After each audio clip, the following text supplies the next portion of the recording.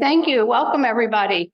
Welcome to this community forum that the League of Women Voters is sponsoring with the Bald Head Island Association. I think this is our fourth or fifth forum that we've done, so you probably recognize some of us and are comfortable with us. Anyway, I'm Barbara Burrell, the Brunswick County Voter Services Chair of the League of the Lower Cape Fear. Before we begin, I just want to give you a few rules. Please shut off all your phones, probably familiar with that one. Please, no clapping, no cheering, no booing of the candidates, just so you know. Sue Ann Rush and Sue Marsh, who are sitting here, they will be timekeepers for the forum so that the candidates know when their time is up. They will be letting them know and they can see how their time is running down. And when they hear a beep or a little sound, it means that we need to move on to the next candidate. Our moderator today is Nancy Garland. Nancy is the president of our league. In addition, the cards that you see on your chairs are vote411.org cards. It's a program that the League of Women Voters nationally has done for many years. You can go online to vote411.org, put in your zip code and information.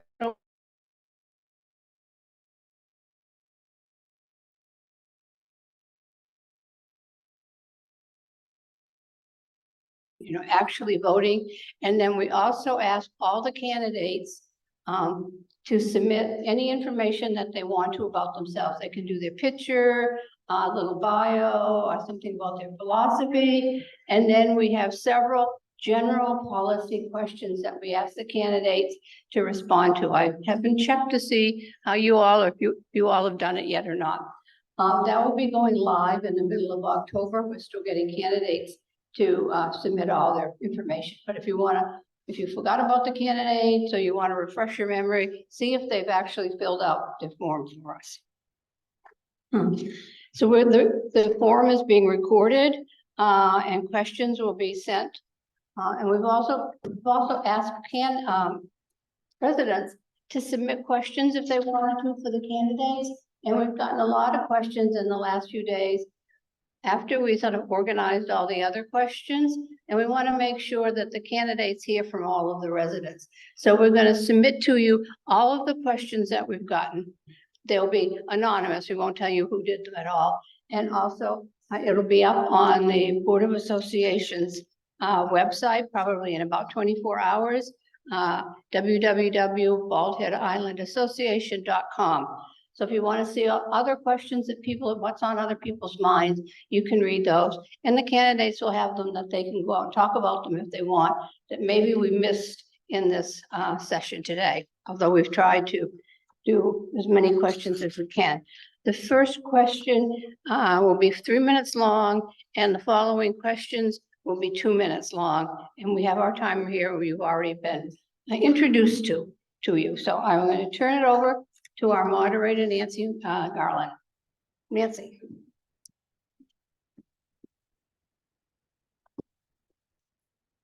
Yes, I'm happy to be here today. The reason I got involved with the league was because I was a candidate and ultimately a state legislator in Ohio. So I know what it's like to be where you are today, and we're going to try to make it really comfortable. That's right. Yeah, that's right. So we'll try to make this as painless as possible. And I asked the candidates beforehand how they wanted to be addressed, and they agreed by their first name. So we'll do it that way. Also, we will start out with one person answering, and the next time it'll be the next person that answers first. So nobody's having to answer the first, answer first as we go through the questions. But as Barb said, the first question, which really is you can provide a bio, is 3 minutes. And again, our timekeepers will show you what time it is. I'm really a nice person, but I will cut you off if you go over very long. So hopefully it all goes smoothly. But and we're starting with Jerry first. What motivates you to seek a seat on the town council, or why do you want to serve on the town council? First, I want to thank everybody for coming here, and I want to thank the other candidates for volunteering for what you might not know you're volunteering for. But it's going to be a good amount of work. Give you a little bit of background. John and I came here in 2004 for our first visit. If you remember, those were postcards saying, "Come and visit us."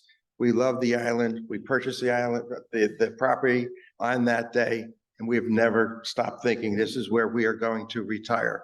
We did retire here in 2019, full-time resident since then. And as a matter of fact, we purchased and built the property on the lot that we bought back in 2004. So that was very good.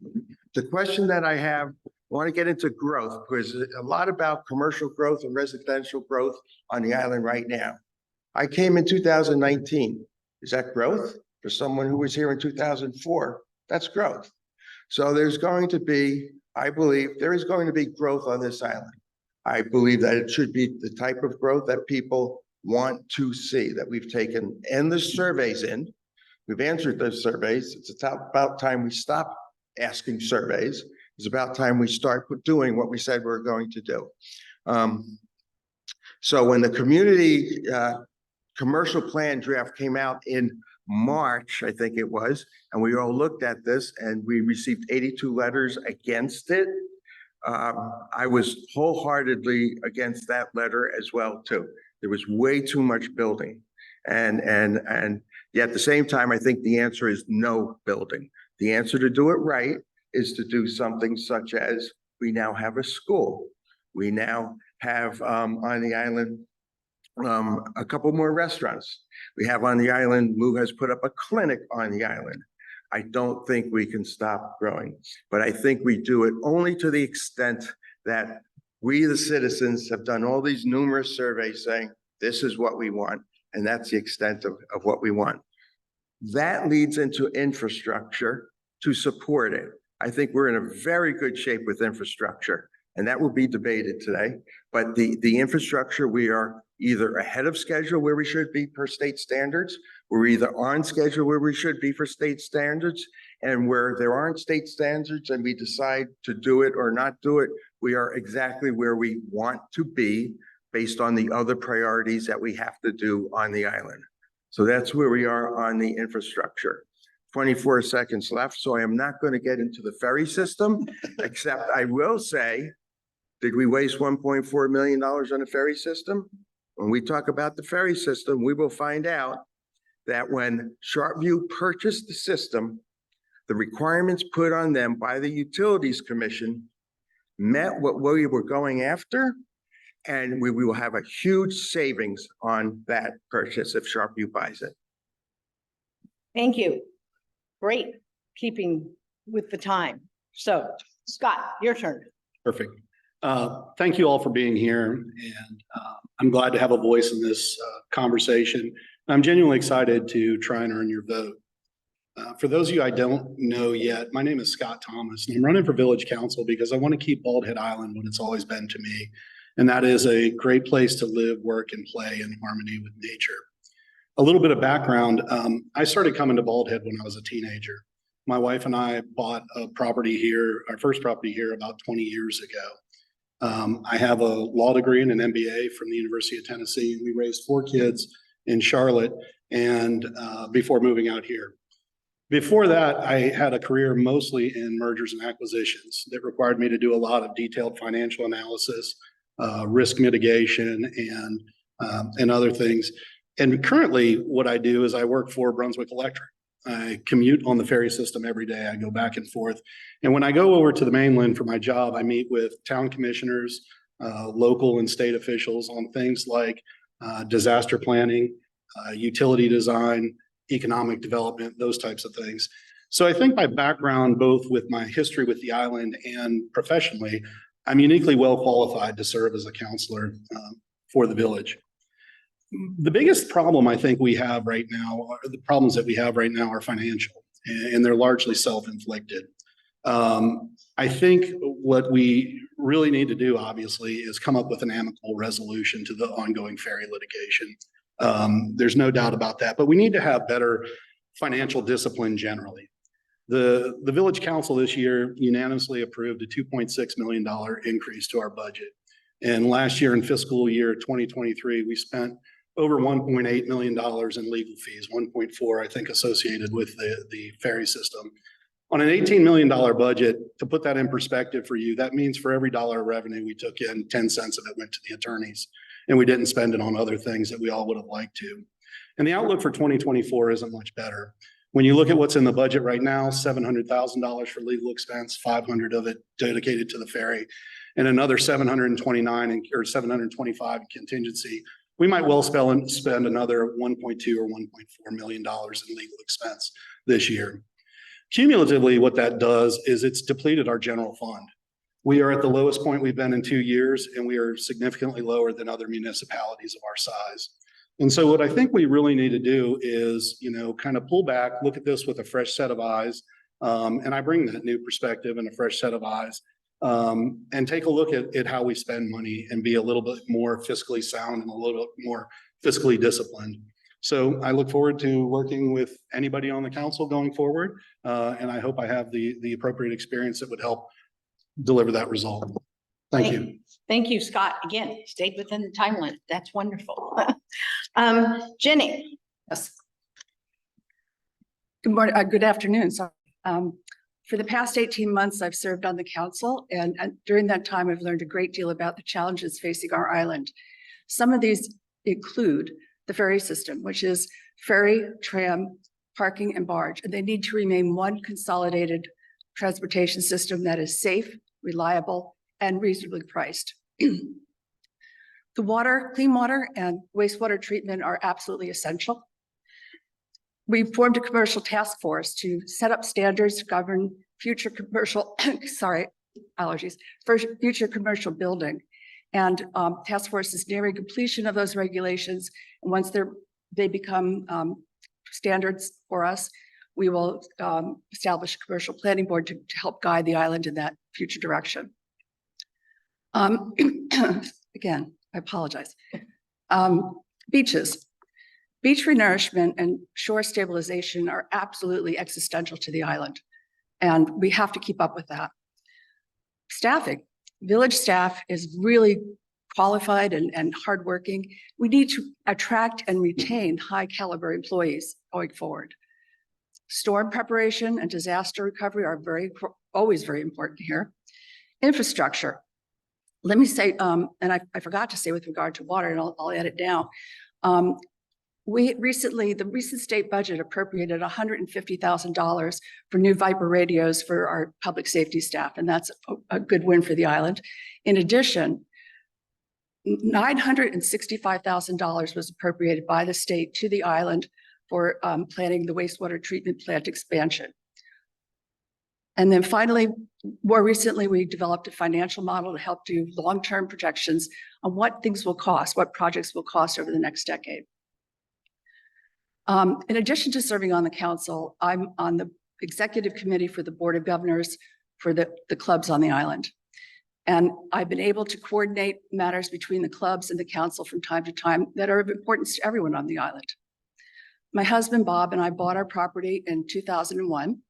We became most timers here in 2015, and we became full-time residents as of April 2021.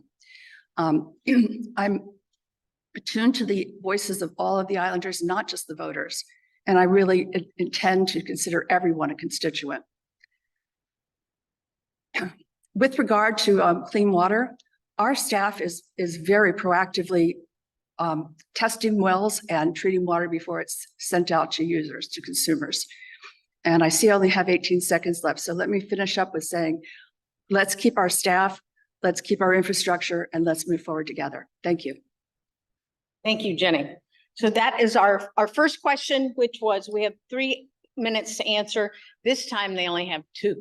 So this question you have covered a little bit in your first question. And Scott, you get to go first this time. All right, lucky me. So what experience and qualities would you bring to the town council? Well, I did just cover off on some of that. I think some of the most applicable experience I have is working right now with Brunswick Electric. But I also think I have a unique perspective because I'm one of the only people on the island, I think, that commutes daily back and forth. So I have a real working firsthand knowledge of what's going on with the ferry. I joke with Chad Paul sometimes to make sure I should get some frequent flyer points or something for that. But I do work for a utility nearby, and I work closely with, you know, the county commissioners as well as some of the state and local agencies. Like I mentioned, we work very closely with the Brunswick County Emergency Command Center when hurricanes are here and those types of things. So I think I bring a pretty vast network of both professional experience and relationships on the mainland side that would certainly help us in the event of some kind of emergency or catastrophe. I'd also note we're the electricity's provider for Sunny Point. So we have, you know, good relationships with the folks over there, which are also good people to tap into for disaster planning and things like that. So I think all of those would be very helpful in the role as a county or as a village commissioner, counselor, sorry. Thank you. Thank you. Yeah. We never have any disasters here, do we? Yeah, right. Always Like narrowly one every avoided. 2 weeks? I don't know. So Jenny, what experience and qualities would you bring to the town council? I'm a retired attorney. I was a partner in several large international law firms for years, so I have a lot of background in dispute resolution and litigation, obviously. In addition, I was the chair of the firm's environmental department for a number of years, and so I have a lot of interest and background in environmental matters. On top of that, serving, as I mentioned, serving on the board of governors gives me a perspective on a lot of what goes on the island. The boards, the clubs rather, are the largest employer on the island, and so they depend on the ferry system, as does everybody else. It's the lifeline for this island, and that's very important to me. And I've been following it closely, attending meetings, listening to all the arguments. Mr. Thomas said that he thinks we ought to reach amicable resolution. Well, easier said than done. It's not for lack of try, believe me. We have worked at it. We will continue to work at it. But you have to have two parties who want to meet somewhere in the middle. Excuse me again. In terms of other background and skills, I'm active in the community. I've been involved as a volunteer for the Conservancy. I've done fundraising for the Conservancy. My family loves it here. So I know I'm tuned into the views of the island and what people want. And I hope that I can continue to serve. I've enjoyed it. Thank you, Jenny. You get to go last this I go time. last this So what experience and qualities would you bring to the town council, Jerry? Well, I have an MBA in finance also, practiced it for 40 years. I have been responsible for finance for over 30 to 40 countries in a multinational company, which I've done for quite a few years. Also, I've had M&A experience working for venture capital companies, exactly like SharpView, much bigger, but exactly like SharpView, and understanding how it works, what you're supposed to do, where the money's supposed to go, where the money's not supposed to go. And in all that experience, we're going to get back to this year's budget versus last year's budget. I have found anyone sitting in the room making decisions that has a flat answer, it usually never works. Cutting budgets for the sake of cutting budgets leads us into a cash-starved situation like Limited, which is a horrible service because they do not spend money on keeping them going. Where we spent money on labor this year, anyone who controls a lot of labor knows it's a lot more expensive to hire new people, train them, and have them quit and keep rehiring them versus paying them properly, which we did through a study with our peer groups on the island, on the mainland, because they're our competition for labor. And so we know what we need to do to pay them properly to stay on the island. That's what we did. Interesting that nobody asks what happened last year. They're asking this year, why are the property taxes going up 21%? Nobody asked last year why the inflation rate across the country was 9% and our property taxes went up 5%. Where were those questions? That's because we managed properly the budget in that year and in this year with very different priorities of keeping people and keeping processes running. You have to make the different decision. Thank you, Jerry. And may I say, you people are really lucky. These three people are so well qualified. I just don't think you find people with this kind of background at a lot of town councils for sure. Okay, question number 3, and Jenny, you get to start this one. What are the top 3 issues that you want to address during your tenure in office? What makes these the top issues on your agenda? We're all concerned about the PFAS chemicals that were released into the river, and clean water is very much at the top of the list. Public Works is doing a good job at monitoring wells, sampling wells, and monitoring water before it's delivered to the consumers. And they continue to look for new technologies that will keep our water safe and clean. That is ongoing. I mentioned wastewater treatment. We all know we're going to have to do a wastewater plant expansion at some point. And we all also know that that's a $30 million project when it happens. We don't want to wait until the last minute and find ourselves behind the 8 ball. We're working aggressively to get this done. And knowing what it's going to cost, we're also looking for funding, government grants, low interest loans. If we have to, we would take out a bond.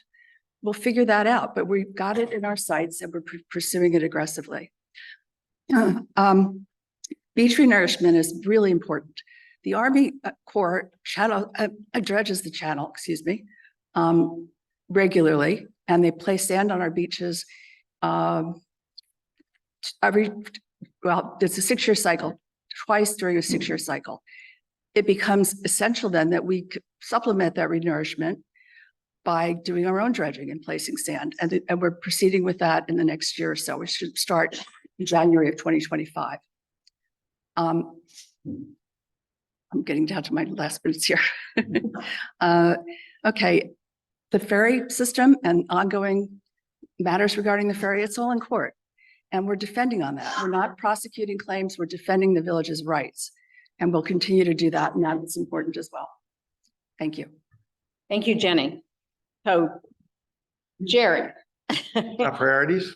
What are your top 3 issues that you want to address, and what makes the top issues on your agenda? Why are Okay.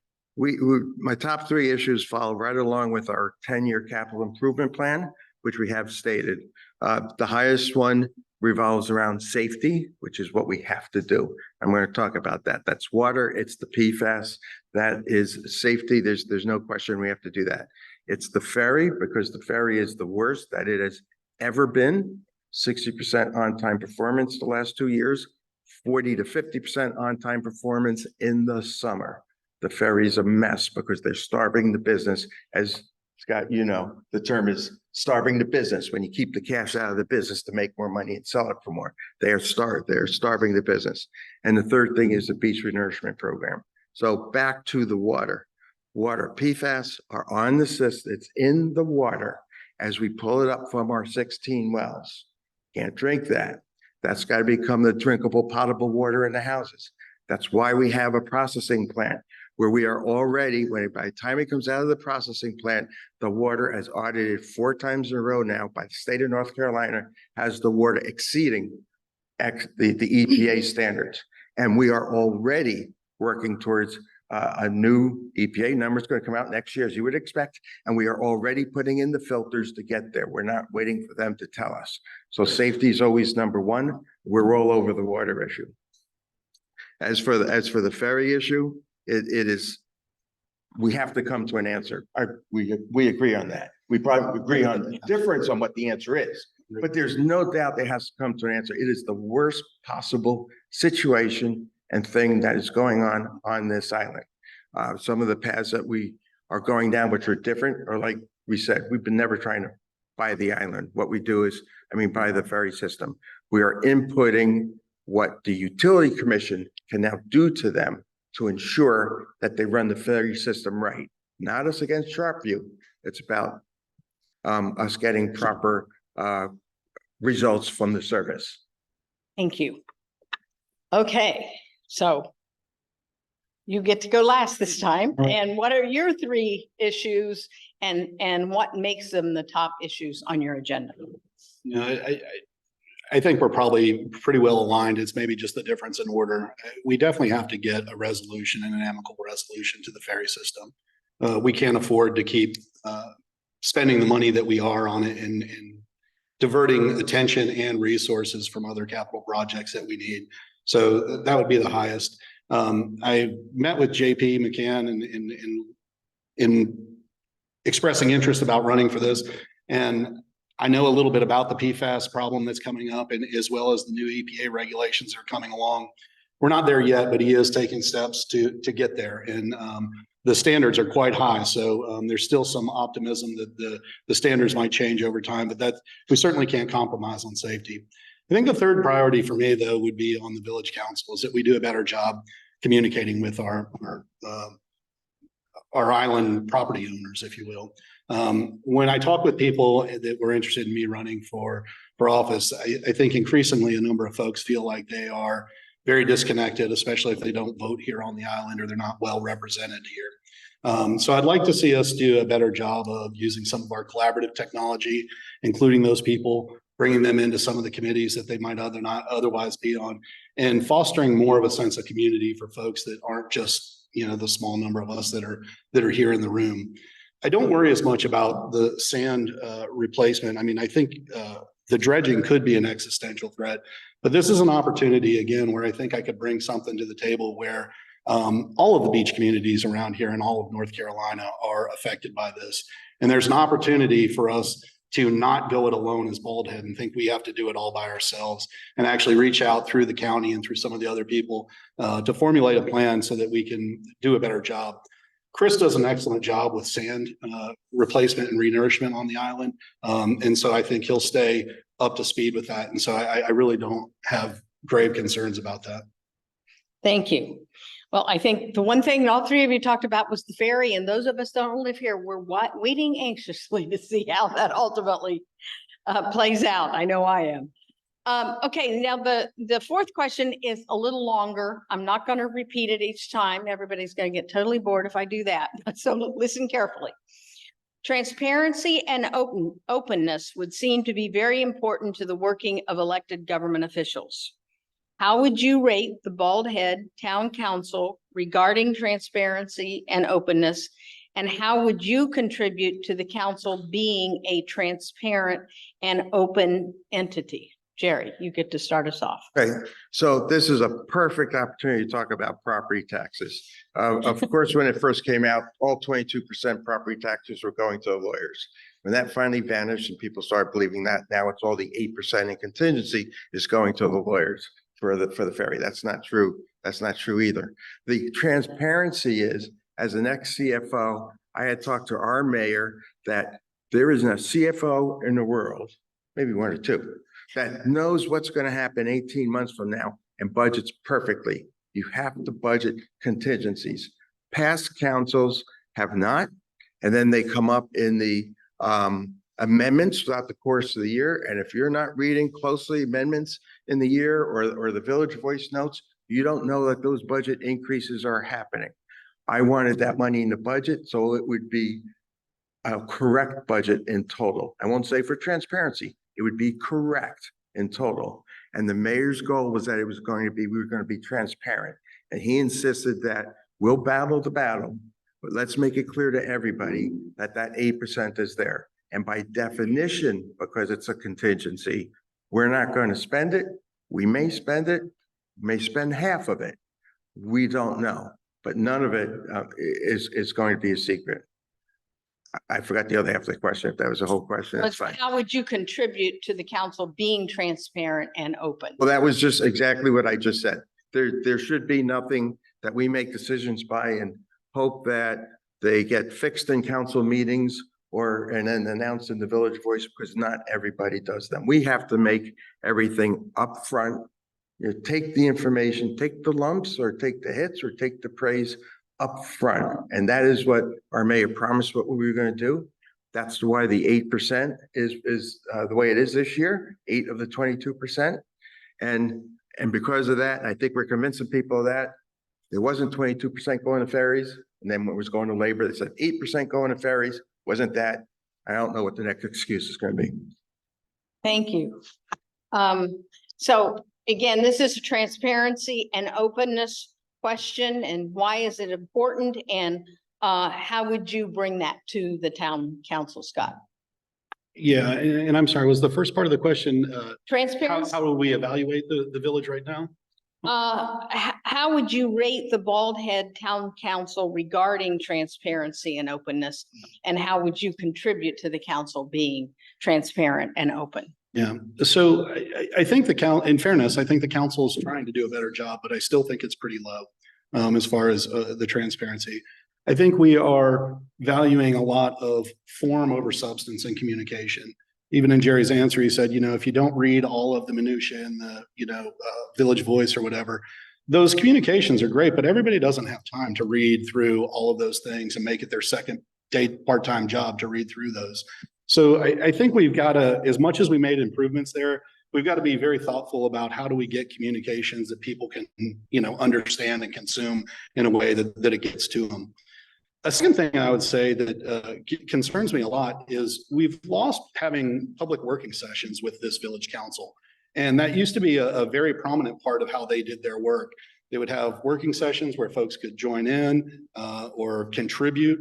And we got to see how the sausage was made, if you will.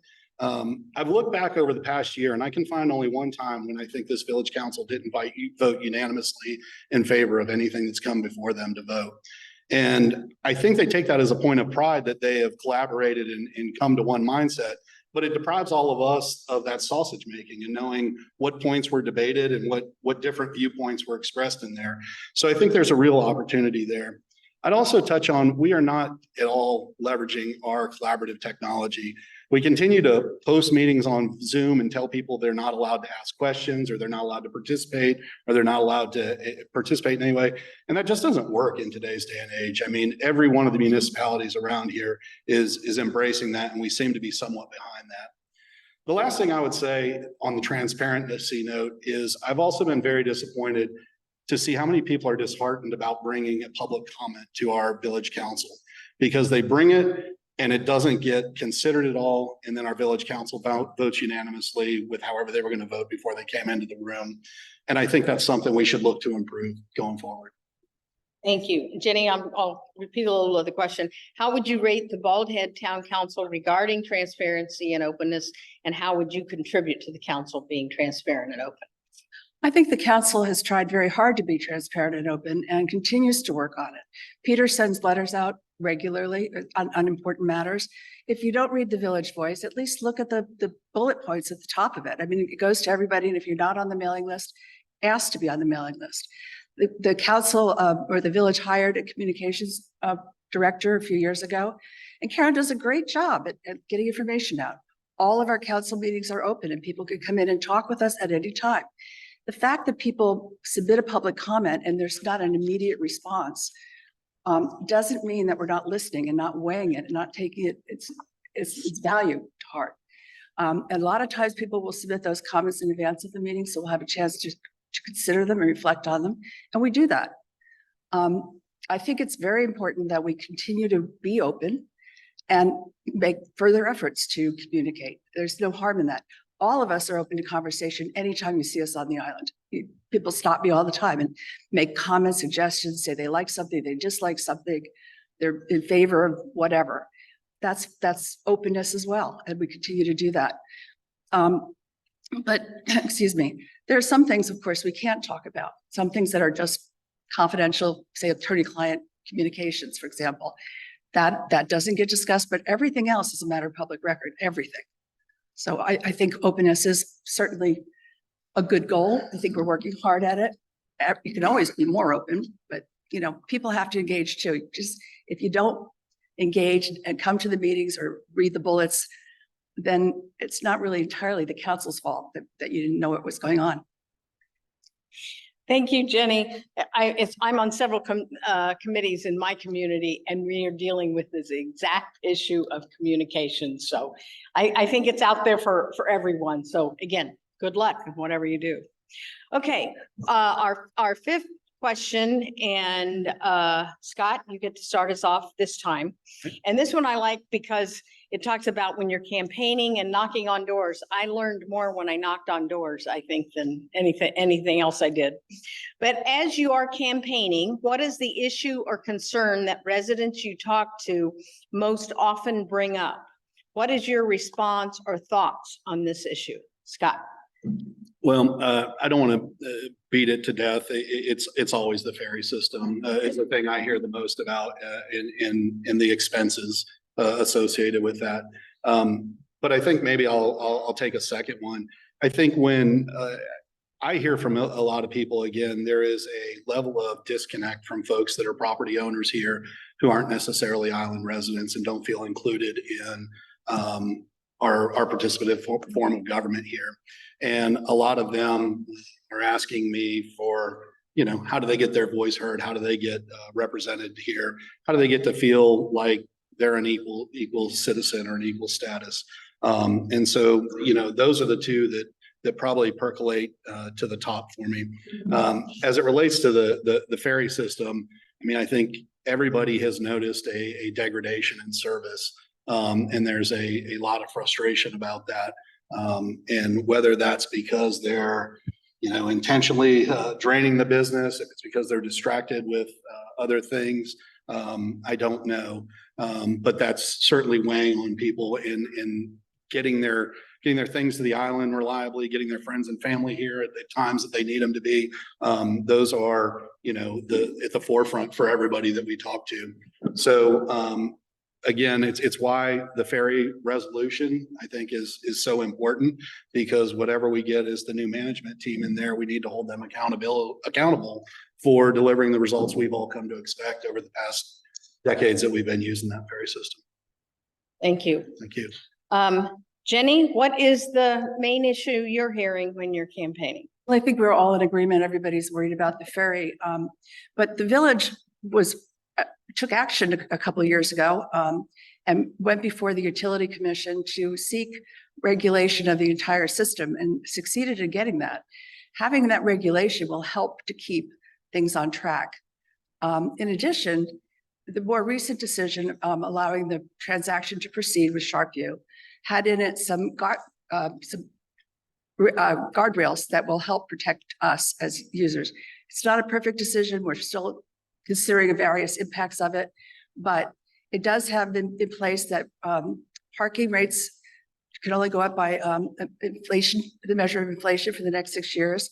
And excuse me, the ferry rates have to stay stable for a year. That's helpful. We're trying to get in place other safeguards, other measures to keep it functioning well. Sharpview is committing to doing a 10-year capital plan. In addition, they're going to meet regularly with the island folks about service and quality of service. But we have to stay on top of that. It's very important. If we're gonna, the ferry is the lifeline to this island. Everything comes over on the ferry. People, goods, materials, contractors, workers, everything. So we really need to maintain that system and keep it running well. Other than that, I think, you know, obviously we've talked a little bit about water quality and water treatment and storm planning. Those are all important things as well. Thank you, Jenny. So, Jerry, what's the most important issue you're hearing about? Right, well, nothing's more important than safety, but I don't have to talk about that because we are well underway of making the island with all this infrastructure safe. That's just where we are as audits. So no need to spend much time on that. So I'll spend the time on the ferry. Such a misunderstanding that we don't want the Sharpview to purchase the system. Sharpview is a bunch of nice guys. I worked for venture companies for years. It's not the guys. We're not about protecting guys. We're about putting in place systems that are measured, that protect the riders of the system. That's what we want. That's what we need to protect us. And our first peek into that after the Utility Commission finally made the decision that we were right and we were one. The tip of the iceberg just started. Number one, Everyone was petrified about the parking being sold off, and same thing with the barge to someone else. Cannot happen by commission order, not by us. The rates for 6 years on parking and barge cannot go up. Not by us. The commission said that. By the way, in case people don't know it, the reason they said that is because 70 to 80% profit margins are in those two categories where all the millions of dollars are made, and said that's enough, 6% cap for 6 years. Having to put millions of dollars in capital improvement into the system is huge that they put in. These items are utility commission decisions that would not have occurred if it wasn't for us getting involved trying to make it a utility. And as for day-to-day travel, I agree with you. Day-to-day travel is horrible. They have not hit 90% on-time service in 9 years, 9 years. They've been 60% lately, 40% in the summer. They now have an order to get there, to get to 90%. Thank you. Okay, so I think we kind of know what they're hearing when they're out and about campaigning, and I'm sure they're going to hear a lot more about it too. Okay, we're on to question number 6. We kind of talked about this in some of the other questions, but this is much more specific in terms of the budget. This year, the Village Council increased the island's budget by 21.17%. What is your assessment of this increase? And please explain your assessment. And Jenny, you get to start with. Great. Deciding on an increase in the budget was not easy. We really wrestled with it, and it's not something that goes down easily for sure. But we had commissioned a study, an outside study of salaries and job classifications in excuse me, in communities in this area to see where we stood with respect to them. And it became clear that we needed to improve the wages of our staff. We need to do that to keep them, to attract them and to keep them here. And they're essential to the island. There's also inflation. So it's not just salary inflation, but fringe benefit inflation. And we've hired 4 additional people in the past year to help serve the needs of the ever-growing island. That accounted for the biggest chunk of the increase. And the other piece is the contingency fund that we've established. That's just prudent financial planning. It's not that we're going to take that money and spend it. We may never spend it. We may have to dip into it for a portion, but it is impossible to have a crystal ball looking forward a year and know exactly what expenses or needs are going to hit you. And it's better to have the money set aside and not use it than to have to go find it somewhere down the road. And I think we were smart in doing what we did. Thank you. Jerry, what would you like to say about the 21%? budget increase last time? I hated it, but I supported it because it was the right thing to do. I paid the increase just like everybody else. There's not a person that I have talked to who disagrees with my views on ferry or disagrees on a lot of things. Not a single person has said, we ought to cheap our employees. It takes you more money to get good employees than having bad ones and a revolving door and keep putting them in and in. And people are willing to pay for that. Not one person disagreed with that. So the 14% based on the independent study of our competition of the surrounding towns was right. So really then it comes down to the 6%, and we've explained what the 6% is about. That's what good CFOs do, so that budgets aren't appropriated in the middle of the night, which is an exaggeration, but it's in a village meeting that may or may not be held. It's in the Village Voice, which may or not be read. It is upfront. It is right there for everybody to see. And corporations do it. They don't make it as visible, but to stick with the promise that the mayor made, we had to make that visible, and we did. Good. Okay. Budget question for you now. Increase in the budget. Yeah, I wouldn't have supported the budget in its current form. I think there's a couple things that we need to think about. As it relates to personnel expense, I employ several hundred people here in the Brunswick County area, so I have a good handle on what the labor costs are here as well. Our labor costs went up 3% this year. And part of that is because we're doing some things more efficiently. And I think we as a village need to start thinking about that as well. Our village employees, I think, have grown now, I think, over 80 people. So at this point, we have one village employee per 4 registered voters on the island. And so when we start getting to those kind of numbers, especially with the expense associated with tram and ferry and other things like that, as well as the productivity loss, it might be time to start thinking about some of the administrative folks, housing them on the Southport side and just thinking about our staffing model entirely differently. But that 22% increase for staffing could have been phased in over a couple of years' time. And it also contemplated bumping everybody, I think, to the 60% rather than the median for that. Additionally, the legal fees are still exorbitant. I think the one way that we could sort out this legal wrangling over the ferry really quickly is negotiate a different fee agreement. Do it on contingency. And pretty quickly, we would know whether or not the attorneys believe in the positions they're putting forward, if they had to put something at stake and indemnify us for some of the claims that are coming back against us. I also am concerned, if you read the manager's notes in the financial report, his own words are, this is extremely lean budget on capital improvements. And I worry about that we are deferring some capital improvements and some of those things that may cost us down the road.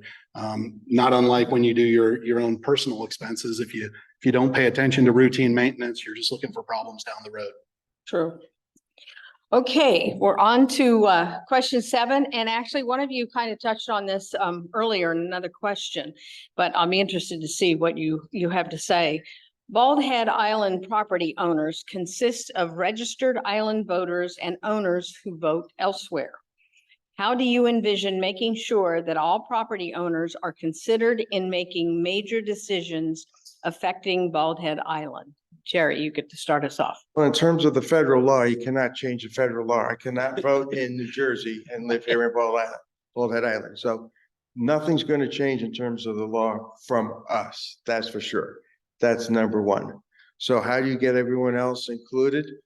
Every single one of our task forces where we ask for people to join the task force has asked for people who live on the island permanently and has asked for people who do not live on the island. And every single one of them have. There is not one which has been excluded. And so everybody is invited to join the task force, to put in the time and present their opinions on what should be done. In terms of the voting, we're not going to change that. Funny how that happens. Okay, Scott, what do you say about the people not living here? Yeah, we probably have more in common than not on that. It's a tough nut to crack, right? Because it is a unique place where those people want to be included. I don't know that it's not honestly the BHA's role to fill in there is to have committees and things like that for folks who don't live on the island so that they feel appropriately included. Again, I mentioned it in my comments before. I hear that a lot, frustration from folks a lot. And much like you, when I check and say, well, what are you doing to get involved? I hear answers like it's difficult from afar. The one thing I would throw out there is I do think, and I mentioned this in some of my other answers, I do think there's a way to use some of our collaborative technology, whether it's Zoom or other things like that, to be more inclusive to folks that are remote or are calling in from somewhere else so that they can participate in a meaningful way, rather than just sitting and watching people, from afar. So like you, I don't have a good answer for that. And I hate it for those folks. Obviously, you're thinking about it. Okay, Jenny, what do you say? How do you get those people engaged and Well, involved? in the first question, I mentioned that I think of all property owners as constituents, and I really do. But I think the council does as well. We don't consider issues and make decisions based on what the voters say. We do it for the benefit of the island, the entire island. It's, for example, those of us who live here don't have as much back and forth activity on the ferry as maybe some people who come over on weekends and come for the summer, and they have to deal with the more crowds. But that doesn't guide decision-making. What guides us is what's best for this place, this special, unique place. The beaches are another good example of that. Losing our beaches would just ruin the economy and the natural beauty of this wonderful island. So we're proactively taking steps to manage the shoreline and renourish the beaches as necessary. And when we do that, it inures to the benefit of everybody here. It's not just for voters. I have a hard time thinking of things that don't go to the entire island. But I would say, again, if you want to participate, there are lots of opportunities. We have a planning board. We're going to establish a commercial planning board. We have other task forces. There are things that you can do and get involved, and we encourage everybody to do so. Thank you. Great, thank you. Okay, on to question 8. We're getting towards the end here. This is a long question, but I think somebody already kind of talked about this. Over a year ago, a moratorium was placed on commercial development on the island. Currently, the Commercial Area Planning Task Force is considering a proposal to end that moratorium and to present guidance on revisions. What are your thoughts regarding revisions to the moratorium? And Scott, you start with this one. I think at a general level, I think all of us on the island are in favor of and want a good set of commercial guidelines, period. And I think, I see Kevin back there. I think Kevin's done the heavy lifting on a lot of those guidelines, getting them to where they are right now. I think with each iteration, we get a little bit better and a little bit closer to the final product that we want. This will be one of those areas though where again, I think on Bald Head, a lot of times we feel like we have to reinvent the wheel ourselves. And we probably could have done this a lot more expeditiously and a lot more cost efficiently, given the amount of legal work that we've had with reviews with that. If we had started with, some other plans that might be out there and just modified those to our needs. As each iteration goes past, I think the commercial guidelines are getting better and better. But like anything we do out here, the devil is going to be in the details. There is still a good amount of discretion in there, and there is still a good bit of loose language that if we don't tighten it up, I think we're going to subject ourselves to further legal expense down the line because the standards aren't going to be sufficiently unvague, if you will, so that people can know how to operate within those. But generally speaking, I think we all want the commercial guidelines and they're moving in the right direction. I just don't know if we're there and they're ready to be launched just yet. Thank you. Jenny, what are your thoughts regarding revisions to the moratorium? Well, the moratorium was put in place to halt commercial development until we had a chance to wrap our heads around how best to do it. With the developer leaving the island, commercial development suddenly became open territory, and where Limited had previously set guidelines and established some controls and had a vision, there was a vacuum. So we created set the moratorium in place so we could create the task force and get this looked at carefully. And I think there's going to be some learning curve on it. That's more than likely, but that doesn't mean we're not working hard in that direction. When the standards are reviewed and we enact them, then we will form the planning board, the commercial planning board, and we'll have everything in place for things to go forward and the moratorium will be lifted. Good. And we're all within the time limit. So now this one kind of goes to a different issue that we haven't been, Jerry, I just left you out. I apologize. Ready to ask you, did I answer that question? I knew you were just going to say the same thing. So no, Jerry, your turn. I'm sorry. Okay, so this was very important. The council, without having anything to do with me, the mayor was going to put in that there is a commercial standards board that works very much like the ARC works, in that the outside of the buildings need to meet the standards that meet the character of the island. That was in the works. I was appointed, I was not elected, I was appointed to the council 2 years ago. So I was in a fortunate position to say, stop, this is just how the outside of the buildings look. Who's talking about the number of the buildings? Who's talking about the height of the buildings? Who's talking about how many buildings we want and where we're going to go? So I introduced the motion that we put a moratorium on everything for a year, and it passed unanimously. And there's a lot of work being done now. We saw in the first pass of the draft what we don't want to do. If the council does nothing, it would look like that draft. I think most people are very much against that. And now there's going to be a draft coming to us to look at very shortly, and the moratorium will be lifted at that point. But that will be a plan that was looked at strategically that was not in place before. And so I'm very interested in looking at that. That's the way long-term planning should work. It shouldn't be from the hip. It should be plans put together, stick from the hip, work, not work from the hip, and get it done that way. Get her done. That's what I hear. The next question, Jenny, you get to, and this, I was excited about this question. That's why I tried to skip Jerry, but do you view short-term rentals on the island as a problem that the town council needs to address? Please explain your answer. I don't view short-term rentals as a problem. I think a lot of people, especially in the off seasons, the shoulder seasons, will rent for a long weekend. And it's a way some people supplement their maintenance monies or upkeep monies, whatever. And if that works and people want to do that, I don't think that that's objectionable.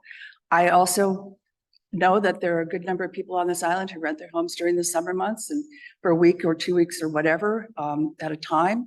Some put their homes on the rental market for the entire summer. That's part of our island's dynamic. That's how this island functions. Not everybody does, but a lot of people do. I think it's a pretty high number, around 40%. And with that, I think if we start to tell people what they may or may not do with their homes and how they can use them, it feels a little intrusive, and I'm not a fan of that either. So I would say as long as it's not out of control, people don't rent their house to a mob of people with not enough bedrooms or bathrooms to handle them, then I don't have a problem with that. Okay, thank you. Jerry, Question what do again? you think about, do you view short-term rentals on the island as a problem that the town council needs to address? Please explain your answer. I think there's a lot of things we could address, and all we have to do is look at what goes on during the summer months. Joan and I are on public safety with 911, and we get 4, 5, 6, 10 times as many emergency 911 calls coming in 3 months than we do for the rest of the year. There is a lot, I think, that we could do around limits, speed limits, and helmets. Problem is, there are 6 PSO officers on the island at a time, and they are fantastic officers. They're certified in police, in emergency medical, and in fire, and they do all of it. But if they would find a way to try to help what you're talking about, I would concentrate it in the summers, and that's where I think we'd get the largest bang for the buck. Thank you, Jerry. Scott, what is your view in regard to the short-term rentals, and should the town council do anything to address this need? I don't know that there's a role for village councils to play there. Some local communities have tried to do that here lately and without much success, and they've ended up in pretty lengthy and drawn out legal battles. So I don't know that that's another road to Abilene that we need to go down with paying a bunch of attorneys for fighting a fight for us. The other thing I would caution us is I think a lot of times we get frustrated with people and we assume that it's renters or renters acting badly, and sometimes that's both. Sometimes that's just not the case. And sometimes the things that I think we get frustrated with the rental community or the surge that we see in the summer is because we haven't either provided adequate service or instruction on people on how to act. I often see people put out a picture in the summer saying these renters are parking all over the dunes or something like that. Well, if we don't have enough parking spots and we don't give clear instruction, I'm not forgiving it, but I don't understand why that happens. Or these renters are littering all over the place, but if the trash cans are overflowing at the beach access, Again, I understand how it happens. I think the only thing that we could do as a village would be to work with the rental agencies and try to adhere to renting to reasonable numbers of people that can fit within the unit. That seems like the only step that we could do and ask for them to do that. Thank you. I won't tell you that my son and nephew got picked up for driving a golf cart here when they were 15 by a bully. Yeah, don't, you'll get run off the island. But nobody told us that there was an age limit. There you go. We Is there learned an very, open container in the car? yeah, we learned very quickly. So anyway, and that was our first visit to Baldhead. Okay, this is final question, which is really kind of leads you to your exit question. And you have 2 minutes for this. And Jerry, you get to end us as you started us. But what is your vision of the island? And if you are elected, what do you hope to do while on the council to make that vision become a reality? Okay, so I think I've already answered that several times today, so I'm not going to repeat So you it. can This summarize. is a closing statement. This is summary. I am disappointed with the opposition. We've looked at our council, seen a couple statements in our budget and assume that we're not spending money on infrastructure. That means, I'm sure it's not intelligence. It just means that there's not the right amount of homework that was done. Examples, we pulled out a lift station and it said it in the capital budget, pulled out a lift station. All of a sudden, we're not keeping the sewer systems proper. Nobody researched enough to say, oh, by the way, we had a leftover sewer system with the money still in the budget from last year. We're going to spend this year. Roads. We didn't put capital money into the roads. It wasn't as high a priority as certainly keeping them safe. What came out was, hey, the roads are unsafe. They're not even going to work the potholes. There's $500,000 of money in road repair work, which is different from road capital work. And the money's just in a different situation, in a different place, I should say. And we are, of course, going to fix that, just like the lift station. Has anyone on the island ever been told your sewer's not going to be fixed till the next budget season? That's ridiculous. But those are the type of statements that are coming out. Homework is not done. And if you're running for the council, it's not a part-time job. Ask Peter, 60 hours a week, probably. You have to know the details.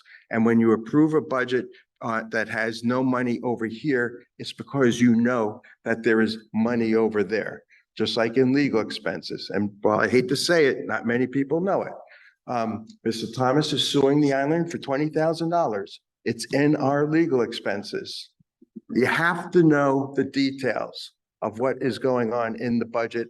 And it is, I think, not proper to make broad statements about the budget on looking at one area of the budget. Thank you. Great summary. So now, Scott, it's your turn to give us your vision of the island. And if you were elected, what will you do while you were on the council to have this vision become a reality? Yeah, I have to redirect a little because of what Jerry said there.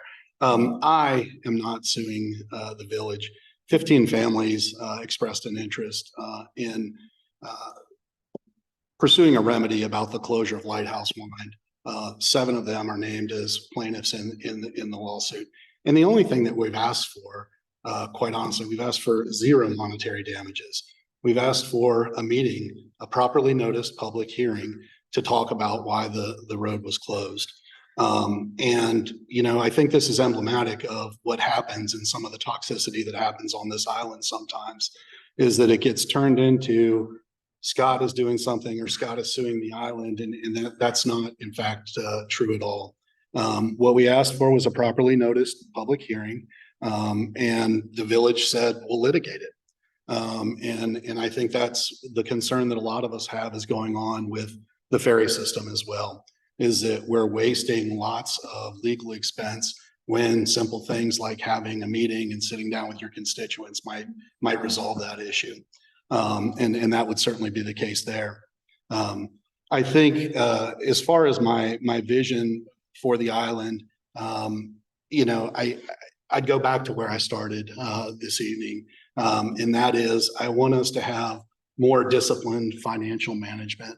And I think there's a lot that we could continue to discuss over the coming weeks, and I hope we get the opportunity to do that. And I would encourage anybody that wants to sit down and have a conversation to reach out to me. I'm interested in running for the village council. Like I said, I think I have a unique background and am uniquely well qualified to help bring that to that result. So please reach out, and I would appreciate your vote on November 7th. Thank you. Thank you, Scott. Okay, Jenny, you get to end it, so. I would like to continue to work with the council to continue to improve the island, to bring it to its best possible place. There are always ongoing challenges. We have to be able to pivot and address them quickly but at the same time, we have to do it thoughtfully, and I hope to contribute to that. I would say that a lot of the complaints about our budget go to legal fees. You have to remember, our legal fees are all defense costs. We're not pursuing claims. We're defending against claims brought against the village and or appeals of a decision that we won.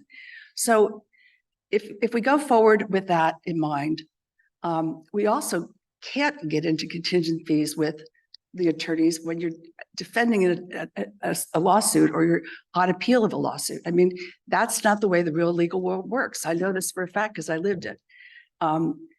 Our attorneys are working very hard to keep the fees down. We have meetings with them as needed, and to the extent they're too frequent, we've cut them back. They are responsive and thorough, but I don't have a sense that they're wasting our money. I think they're doing a very good job for us. They have a good track record. We also spend money on other legal issues like lobbying. We have lobbied hard for federal and state grants and are continuing to do that. And that is money very, very well spent. We pay money to consultants to help us with things like commercial planning. There's no harm in having some lawyers look at regulations that we want to put in place. That's the smart way to do business. So as we talk about our budget and people complain about legal fees, step back and realize that a lot of this is being spent to help make the island better. And I think that's a good use of our money. Thank you. I have to say, I don't want to be in your seats because you got 3 excellent candidates up here. And I think we need to give them a big thank you.